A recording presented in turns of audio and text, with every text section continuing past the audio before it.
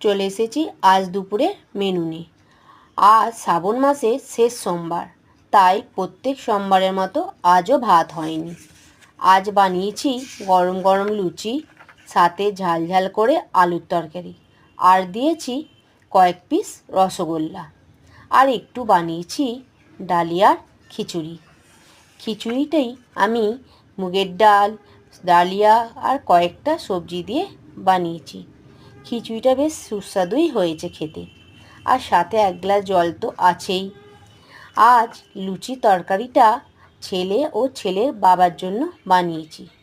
খিচুড়িটা মেয়ে আর আমার জন্য বানিয়েছি। চলে এসেছি আজ দুপুরের মেনু নিয়ে। আজ শ্রাবণ মাসে শেষ সোমবার, তাই প্রত্যেক সোমবারের মতো আজও ভাত হয়নি। তাই বানিয়েছি গরম গরম লুচি, সাথে